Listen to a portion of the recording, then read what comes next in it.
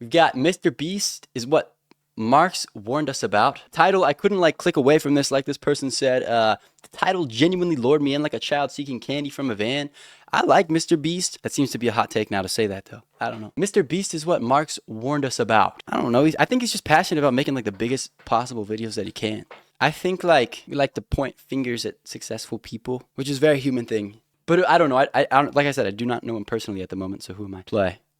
It's the year 1867. A bearded philosopher named Karl Marx sits in the dim light of the British Museum, scribbling the foundational texts of Das Kapital. He is writing about a terrifying future where every human interaction is reduced to a cold transaction, a world where even kindness is a commodity bought and sold for a profit. He had no idea. I hate that. I do hate that idea. That scares me. Like, capitalism, actually, I don't know. I shouldn't say shit about capitalism because somebody could kill me. No, they wouldn't. I obviously don't have the platform for that to attack capitalism, and I wouldn't be stupid enough to attack capitalism because it's never going to change. And but I do think I hate like conversation that is clearly just transactional. Like it's just to get something from someone or for someone to get something from me. I like stuff that is genuine. I think we all like stuff that is genuine, especially with AI. That's what we're craving. You used to like his videos when it felt like him just having fun with his friends, but now it seems like it's all about making money. Yeah, I don't know. Yeah, who knows? Who knows? Joe takes on capitalism confirmed. No, I don't. I don't think I'm in the position to like give my takes on like.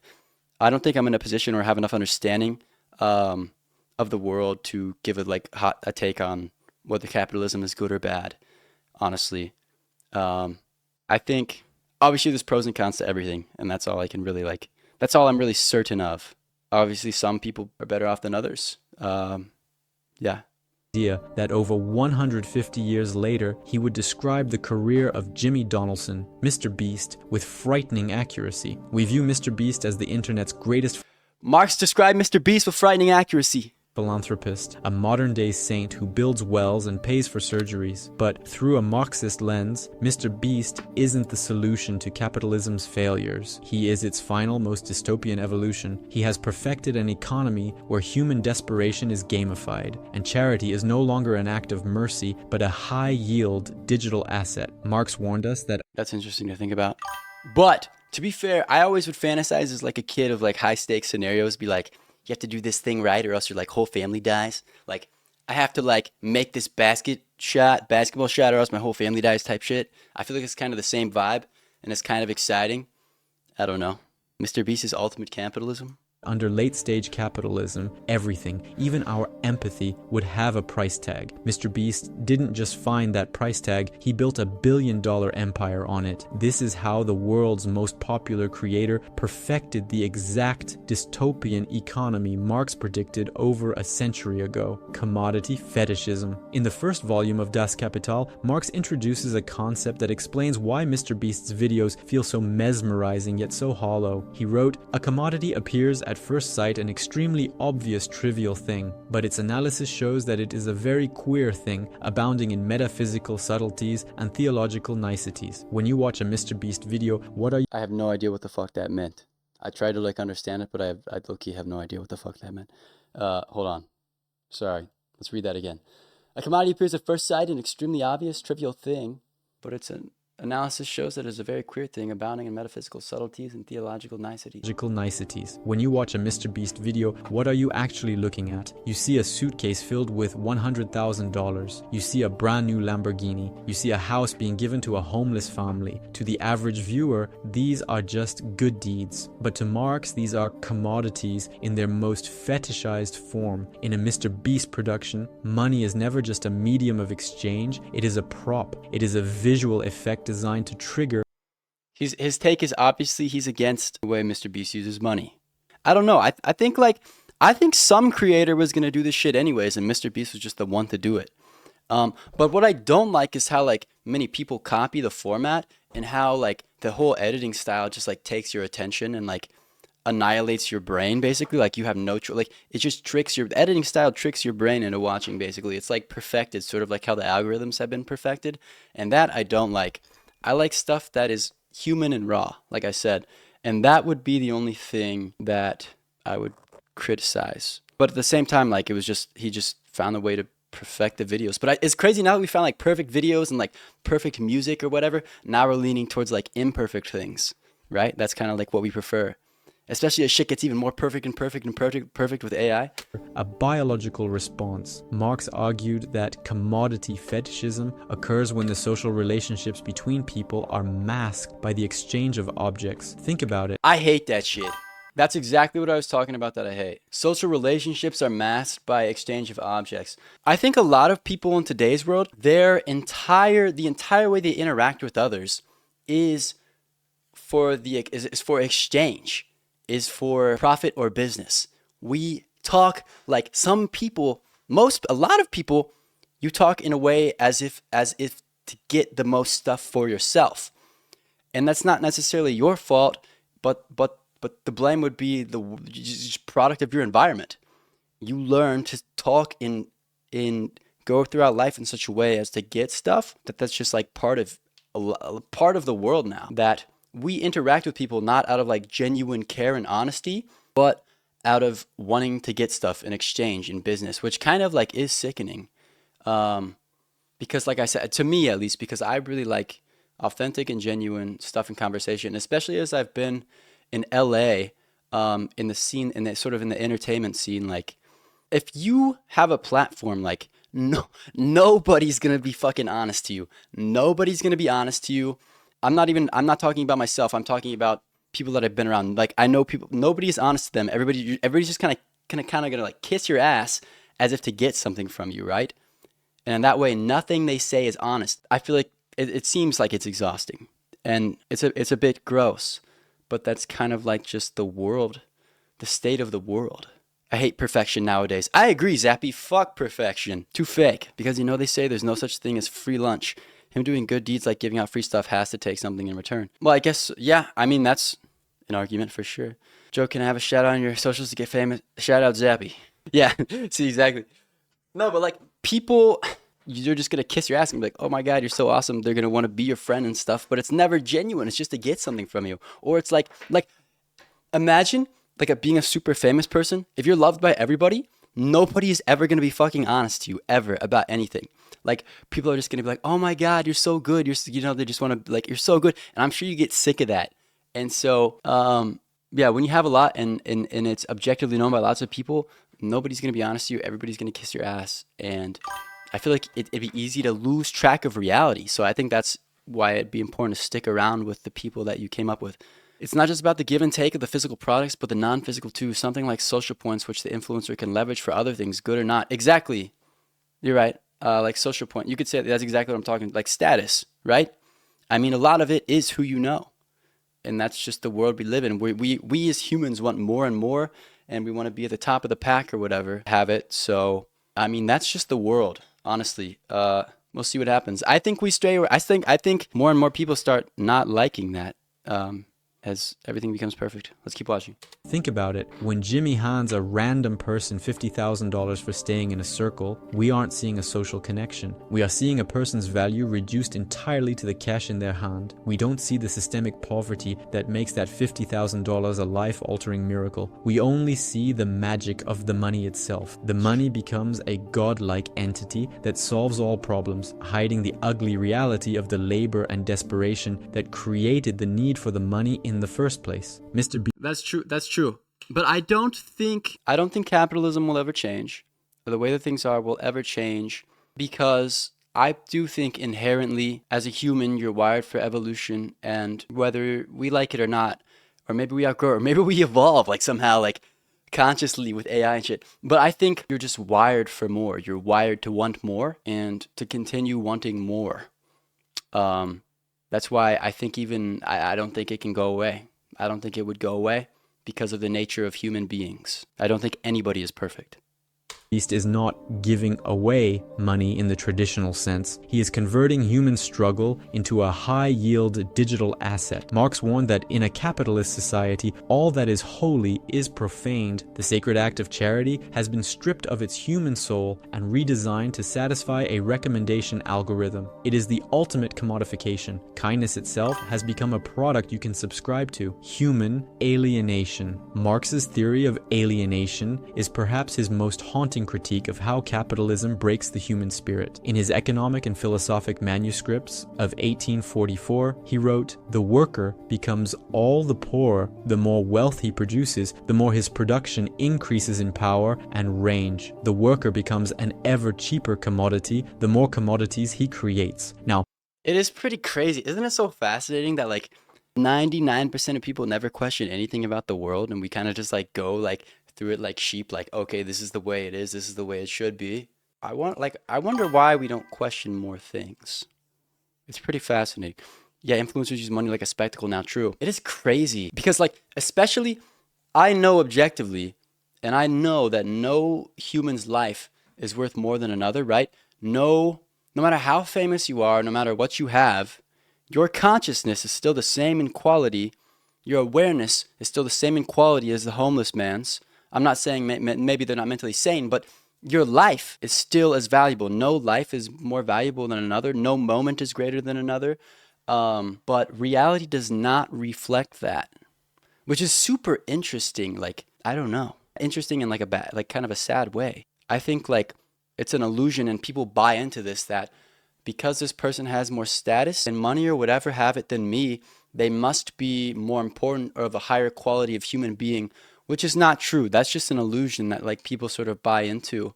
And I think we'll get to a point even where like they'll look back on, like, people will look back, like, say like 300 years on like the Kardashians, and they'll be like, the people who like were super big fans of them were like stupid, because people give away their power to be big fans of people, right? Now it's different. Respect and being like an idolizing, respecting someone because they've made great art or done something great in the world or whatever, or you love their music, you love their videos, is way different thing than idolization. Like, to idolize somebody is to like give away your power and to assume that their consciousness is like, that they as a human are inherently worth more, which is just not true. It's just not true, but nobody ever questions that because the world does not show that. And that's something interesting that I've learned by being in especially like entertainment. Now, look at a Mr. Beast challenge. A participant is placed in a white room for 100 days. Another is buried alive for 50 hours. Another survives in a wilderness for a week. On the surface, it's a game, but in Marxist terms, it is pure alienation. The participant is the worker, and their production is their own suffering. They are separated from their family, their environment, and their base. I think this is pretty extreme though. Like, these people agree to do this. And a lot of it at the time, it seems pretty fun. I don't know. But I don't know. I'm none of these people, so I don't know what they go through or experience, so I can't necessarily talk. Basic human needs, all to produce a spectacle for a global audience. Marx argued that under capitalism, the worker is alienated from their species essence, their true human nature, by placing people in sensory deprivation or extreme physical conditions just to pay off student debt or buy a house. Mr. Beast literally strips them of their humanity to see how much value can be squeezed out of their endurance. They aren't there because they want to play a game. They are there because they are economically coerced. In one video, and we can point fingers at Mr. Beast, but it's kind of just like a reflection of the state of the world, right? You can't blame like one single person. I think it's just easy to point because he's so like, he's the biggest YouTuber, you know, one of the most known people in the world. But it's just a reflection of this way the world is, unfortunately, I think. man stays in a circle for the products are suffering, and for us, the audience. Which, like, if you look at it that way, yeah, that's fucked up. But I would like to be in a Mr. Beast video.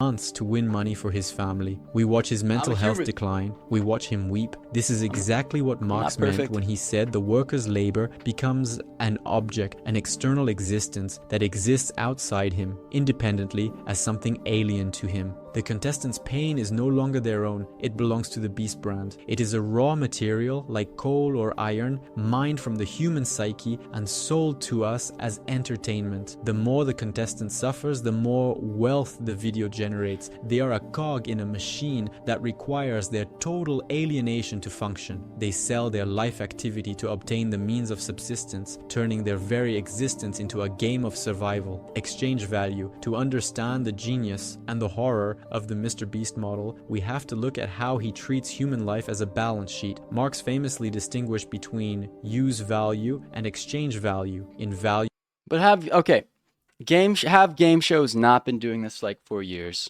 Like it's like, obviously he's the person to take it the farthest, but this is like a thing that's been happening for a long time. Those are just things I want to say. Price and profit, he noted, as exchange values, all commodities are merely definite quantities of congealed labor time. Take the video where Mr. Beast pays for 1,000 people to have cataract surgery. The use value of that act is immense. 1,000 people can now see it is a genuine good, but in the logic of the channel, the exchange value is what matters. The cost of the surgeries is a variable capital investment. The congealed labor time is the months of planning and editing. The goal, to produce a thumbnail and a title that generates a surplus value of 150 million views. If curing 1,000 people only generated 100 views, the Beast Empire would collapse. The mercy is only viable if it is marketable. This creates a terrifying feedback loop. Marx warned that capital must always seek to expand because the cost of curing blindness or building 100 houses is so high, the next video must be bigger, louder, and more viral to pay for the last one. This is the commodified charity loop. It is a self-sustaining microeconomy where the viewer's attention directly funds the next spectacle of wealth distribution. You, the viewer, are the consumer of this charity. Your attention labor is what gives the video value, which the brand then harvests to buy more good deeds. It turns the audience into passive participants in a digital coliseum. We aren't being inspired to help, we are being conditioned to watch. Marx believed that the market eventually turns everything into a quantity. In the Mr. Beast universe, there is no quality of mercy. There is only the quantity of people helped versus... This is crazy. It does sound, the way that it's framed is obviously like, it's framed in a very dark way. I think this is a thing that's been happening. It happens all throughout the world and in many different places.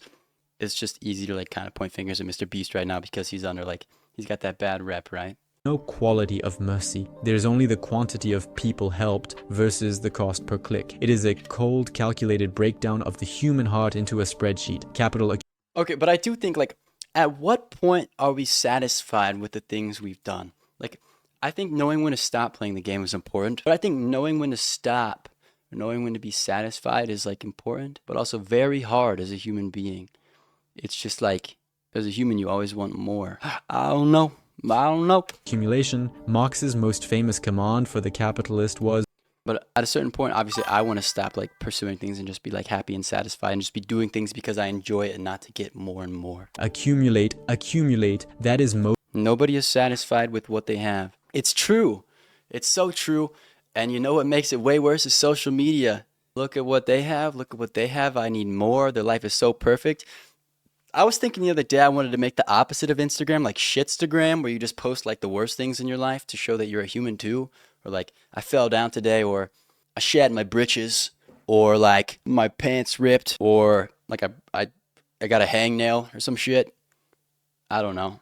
Who's trying to invest in Shitstagram? Moses and the prophets. Humanstagram.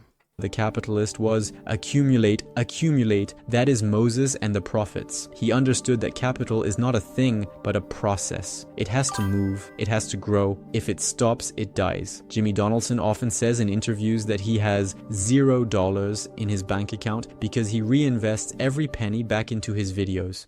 Hello. Do you want to play with me? This journey. I'm sorry. I feel bad for not donating money. I'm just as bad as Mr. Beast. I mean, at the end of the day, I could spend less per videos if I want to. I'm just focused on making the best videos possible, period. I don't care about making money. I don't care about time. I don't care about anything. I just want to make the best videos on the planet. But at any point, That's his value. Make the best videos on the planet. This is why people need real hobbies and why I'm unsure if shopping is a real hobby. I don't think shopping is a real hobby. I don't think that's a real hobby. Everything is consumerism, though, now. It's so crazy.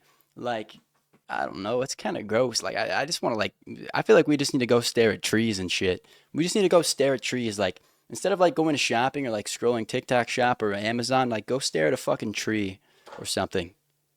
Go, like, watch birds. Get, like, a bird feeder and watch some birds or some shit. I don't know. I think the world would be a better place. I need to buy stuff to make me feel good about not having money. That's like okay. The, like, designer clothes, like, with the big-ass logo, like, that shit is crazy diabolical because they give the designer clothes to, like, you're going to give it to celebrities, right? So then regular people, I say that, like, so people who idolize those celebrities go and buy that shit to feel like them.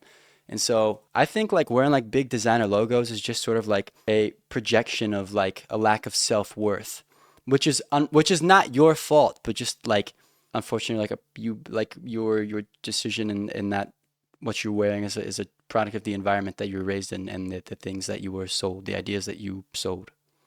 I think everybody is equal in value and equal in consciousness, regardless of what the account sheet may say.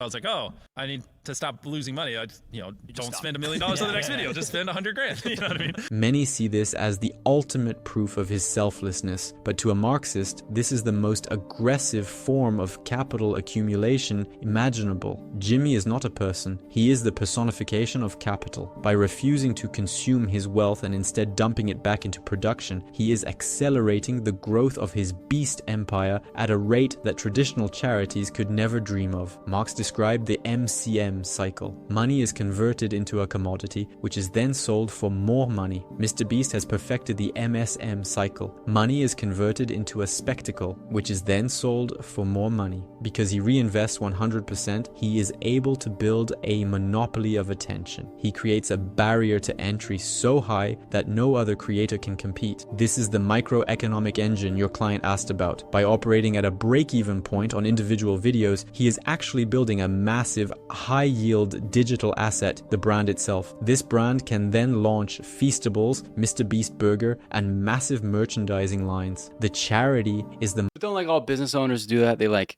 go all in and invest all their money to like make their shit the best and stand out. It's not just Mr. Beast, right? Like, I just gotta say that. I just gotta say that. And also like, making the best videos is a very subjective thing. Like for one person that can, for me, maybe that could be like making the realest expression and most honest, like interaction with myself and the viewer. For Mr. Beast, that's probably just making the most like diabolical monetary like fucking challenge, right? With the most views. So like I said, like everything is perspective. And I think more and more people will be curious about their values and what they value. I think we should be. Marketing department for a global conglomerate. Marx warned that as capital accumulates, it centralizes. We see this today. One man now controls the charity narrative for the entire internet. He has become a private state, providing the services like water, housing, and healthcare that the actual state has failed to provide. He is the benevolent... That's crazy though. Shout out Mr. Beast for that though. Dictator of the digital age, exactly the kind of prince of industry Marx feared would replace traditional society. The reserve army.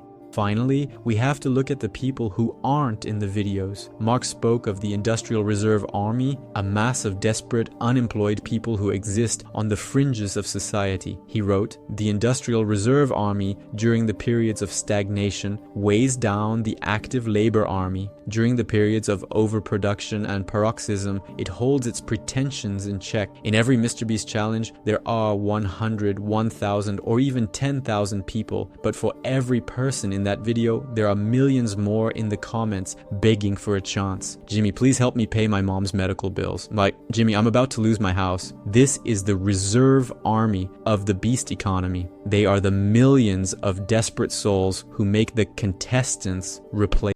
Yeah, that shit's crazy. That's why, like, I never want money to be like a staple of my content. I'm not saying that I won't like enjoy things and enjoy life if I'm in a position where, when I'm in a position where I'm making like lots of money, right? But like making that the sort of the centerpiece of your content seems fucked up. But I find myself like questioning like what even like post sometimes. Because I'm like, well, if I don't post like some shit that makes my life super good, then like who's even gonna fucking like that shit? I don't know. It's crazy. That's I don't know. Like if I want to get like opportunities as like an actor or brand deals or some shit, I have to show myself like attending like high status events, and sometimes I feel bad about that or whatever, because like I really don't give a fuck about that, like the looking better than somebody. It's all confusing. I find myself very confused living in LA and entertainment, but also loving music and creation and entertainment and acting.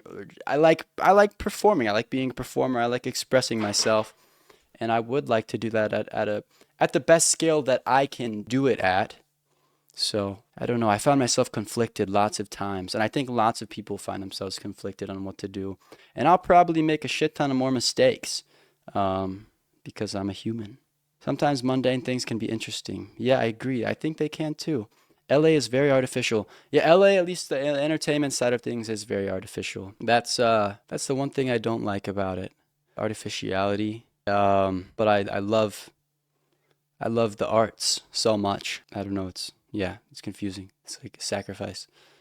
Marxism teaches us that the system needs this desperation to function. If everyone had a house, if everyone had healthcare, if everyone had their debt paid off, Mr. Beast's content would be boring. There would be no stakes. The spectacle relies on the existence of a massive suffering underclass. The reserve army is what gives the video its tension. Mr. Beast is not a bad person. In fact, by all accounts, he's a very nice one. But that's the point. Marx wasn't interested in whether the capitalist was nice.